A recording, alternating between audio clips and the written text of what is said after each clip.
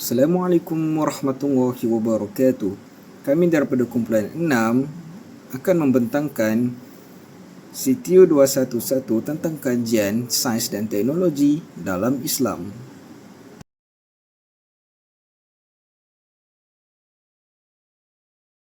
Bismillahirrahmanirrahim. Kita akan mulakan kenapa kajian ini penting. Terdapat 4, iaitu pertama, era globalisasi, dunia tanpa sepadan memacu teknologi. Yang kedua, pengaruh teknologi pada kehidupan beragama. Teknologi mengubah cara kita beragama. Yang ketiga, pembangunan ilmu dan inovasi. Islam sangat sokong kemajuan dan reka cipta. Yang keempat, panduan nilai Islam. Agama adalah penapis utama. Seterusnya, dalam slide ini kita dapat melihat terdapat 5 cabaran utama yang mengancam pemeliharaan agama di era digital ini. Yang pertama, penyebaran ideologi liberal dan sekular. Teknologi memudahkan penyebaran fahaman yang boleh menggugat pegangan agama. Yang kedua, berita palsu dan fitnah digital. Kewujudan maklumat yang tidak benar dan fitnah yang tersebar luas secara digital. Ketagihan media sosial, penggunaan media sosial yang berlebihan sehingga melalaikan diri kita. Seterusnya, kurangnya etika digital berasaskan Islam. Keperluan mendesak untuk menerapkan nilai-nilai Islam dalam perilaku digital seharian kini. Kemudian, kepentingan hifz al-din. Cabaran ini menyentuh secara langsung kepada kepentingan memelihara agama itu sendiri.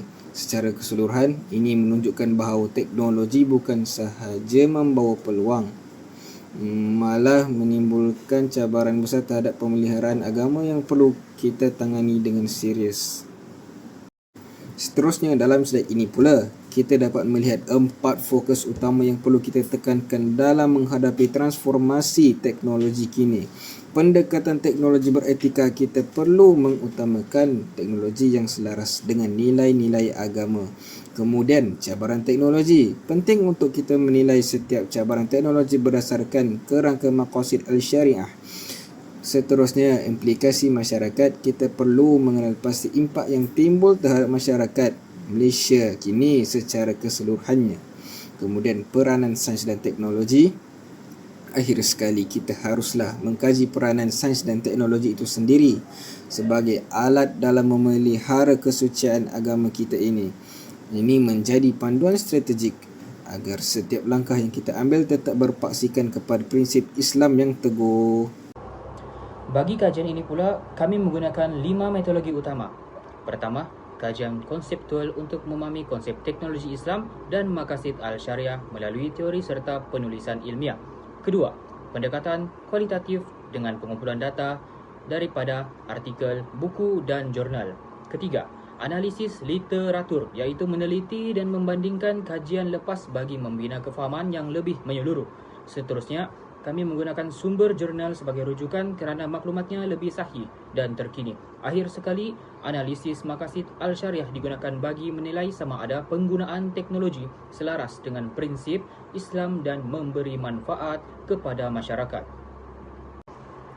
Slide ini menerangkan bahawa hifz al-din, iaitu pemeliharaan agama, menjadi asas dalam pembangunan teknologi menurut Islam. Dari aspek agama, teknologi perlu berpandukan nilai dan prinsip Islam supaya penggunaannya tidak bercanggah dengan syariat. Dari aspek maslahah, teknologi harus memberi manfaat seperti meningkatkan kesejahteraan masyarakat dan menyokong kemajuan ekonomi. Dalam masa yang sama, teknologi perlu dibangunkan secara beretika dan bertanggungjawab. Islam juga menekankan agar segala bentuk mafsadah seperti kerosakan alam sekitar dan ketidakadilan sosial dapat dielakkan. Kesimpulannya, teknologi perlu membawa manfaat tanpa mengabaikan nilai agama. Slide ini pula menunjukkan beberapa contoh penggunaan teknologi dalam dakwah. Media sosial digunakan untuk menyampaikan ilmu dan berkongsi mesej Islam dengan lebih pantas. Kecerdasan buatan atau AI membantu menghasilkan kandungan serta memudahkan analisis maklumat. E-learning, Islam membolehkan masyarakat mengikuti kelas agama secara dalam talian tanpa mengira lokasi. Selain itu, Al-Quran digital memudahkan pengguna membaca dan mencari ayat menggunakan peranti elektronik. Akhir sekali, live streaming kuliah membolehkan ceramah disiarkan secara langsung kepada lebih ramai penonton. Kesimpulannya, teknologi memudahkan penyebaran dakwah, namun penggunaannya perlu sentiasa berpandukan etika dan nilai Islam. Seterusnya saya akan bertangan satu topik yang sangat dekat dengan kehidupan kita semua, yaitu navigasi era digital mengoptimalkan dampak dan mendepani cabaran. Yang pertama ialah fondasi dasar. Sebelum kita melangkah lebih jauh ke dunia cyber, kita mesti kukuh di dunia nyata. Ini melibatkan penerapan nilai-nilai inti dalam komuniti lokal kita. Ia adalah benteng moral, adat dan etika asas yang menjadi akar tunjang kita. Kedua, jangkauan luas. Apabila akar kita sudah kuat, nilai-nilai murni dan message yang baik ini perlu disebarkan secara masif ke peringkat masyarakat yang lebih luas menggunakan kelebihan teknologi yang ada hari ini. Dan yang ketiga, inovasi digital. Kita beralih ke arah modernity. Kita perlu menggunakan teknologi mutakhir untuk mencipta inovasi demi kemajuan yang luas, walaupun impak awalnya bermula dalam skop yang khusus atau terbatas. Potensinya adalah untuk mencetuskan perubahan yang besar. Dan yang keempat, adaptasi cepat. Dunia digital berubah setiap saat.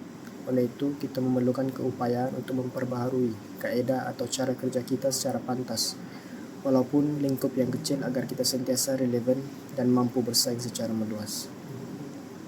Cabaran utama era digital. Cabaran pertama ialah maklumat agama palsu. Hari ini sesiapa sahaja boleh bercakap tentang agama di internet tanpa tauliah. Lambakan maklumat yang tidak tepat ini sangat berbahaya kerana ia mengelirukan minda masyarakat dan merosakkan kefahaman yang sahih. Cabaran kedua pula ialah penyebaran ajaran sesat. Melalui algoritma media sosial, idea-idea yang salah, ekstrim dan berbahaya boleh tersebar dengan sekali klik sahaja. Ini mampu menggugat akidah dan keharmonian sosial kita.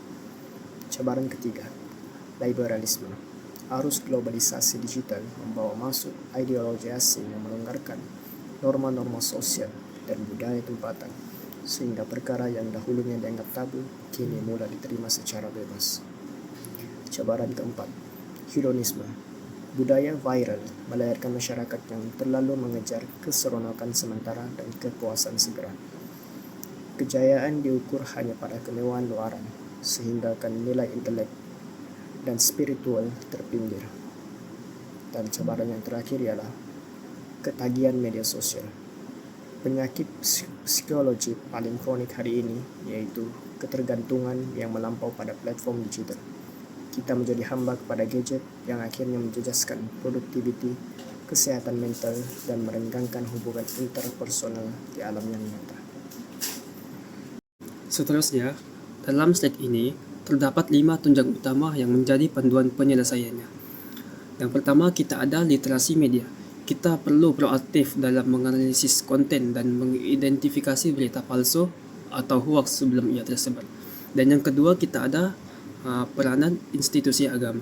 Institusi ini memikul tanggungjawab penting untuk memberikan bimbingan serta menyediakan edukasi yang betul kepada masyarakat. Dan yang ketiga, kita ada etika digital. Kita dituntut untuk sentiasa menghormati privasi orang lain dan menjauhi perbuatan yang boleh mencetuskan fitnah. Dan yang keempat, kita ada tabayyun. Ini adalah prinsip kritikal di mana kita wajib memeriksa sumber maklumat dan membandingkan informasi bagi memastikan kesahihannya. Dan yang last sekali, kita ada amanah. Setiap tindakan kita di alam maya perlu disertai dengan sifat menjaga kepercayaan dan sentiasa bertanggungjawab atas apa yang kita lakukan. Kesimpulannya, melalui pendekatan ini, kita bukan sahaja mampu menjadi pengguna teknologi yang bijak, malah dapat memelihara kesejahteraan masyarakat berdasarkan prinsip Islam. Beralih kepada slide seterusnya, kita dapat melihat bagaimana proses transformasi teknologi maju menuju kesejahteraan ini berlaku secara berperingkat. Dan terdapat 4 lapisan utama membentuk model ini. Dan yang pertama, kita ada teknologi dan peluang. Di lapisan ini, paling atas, teknologi membawa kepelbagaian peluang kemajuan untuk kehidupan manusia. Dan yang kedua, kita ada cabaran. Namun, teknologi juga hadir dengan pelbagai cabaran dan risiko yang perlu kita hadapi. Dan yang ketiga ialah maqasid al-syariah.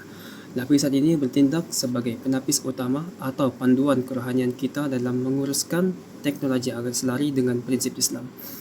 Dan yang keempat, kita ada masyarakat sejahtera. Hasil daripada proses penapisan melalui maqasid al-syariah, barulah kita dapat mencapai matlamat akhir, iaitu melahirkan masyarakat yang sejahtera.